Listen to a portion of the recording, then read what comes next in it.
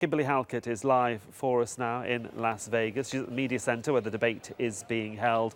And there's a great deal of anticipation, Kimberly, but there's also a great deal of psychological warfare going on, not just now, but in the lead up to this final debate.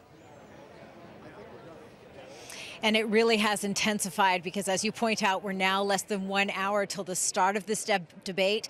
I'm here in the spin room, which is filling up with journalists, but also members of the Clinton and Trump campaign staff as they try to kind of target their message to the journalists from around the world who have accumulated here on the various points. And one of those individuals who's here is joining me now is Bruce LeVell. And come on in here, Bruce, and talk to me a little bit as the executive director of the Diversity Coalition for Donald Trump.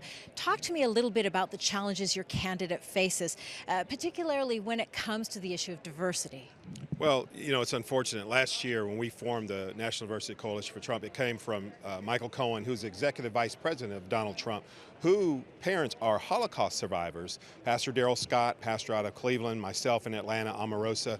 We formed this coalition. We're a group of African-American pastors for Trump, Filipino Americans for Trump, Muslim Americans for Trump, Hispanic Americans for Trump, Mexican Americans for Trump, and that's ndctrump.com. We're the largest coalition organization in the history of the Republican Party under Donald Trump. So it says a lot about diversity. We're 1 million+ strong that signed up through our coalition from all over the country. And our biggest allies are obviously in our battleground states that represent Mr. Trump. And yet, this is the exact demographic that seems to be a challenge, the women, minorities.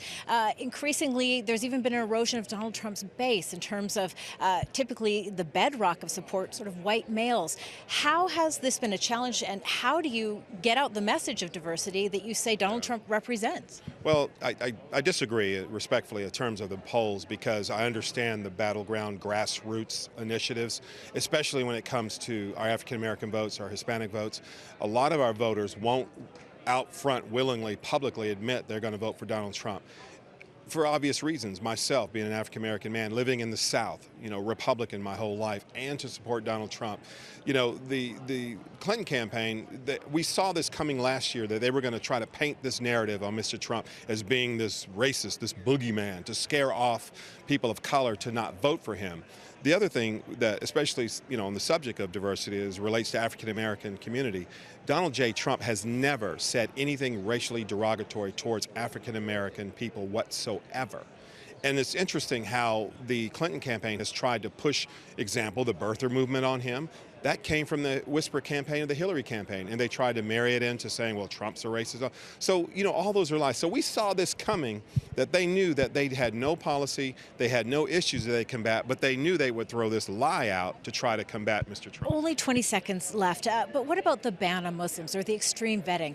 Many would say that's a very racist policy. Yeah, well, for example, CJ Tara, he's our president of our Muslim Americans Trump's part of our coalition. He has met with Mr. Trump. He has thousands of Muslims that follow him who's going to vote for Mr. Trump. But, the thing is, the American Muslims that live in our nation, it's to call into question some of our neighboring countries who have situations going on in their country. Like, look, guys, we got to govern this better. We have to govern our countries a little better. And we are going to look at countries that we have, problematic countries that have some unrest with, as it relates to terror, anything that's going on with the United States. So, yeah.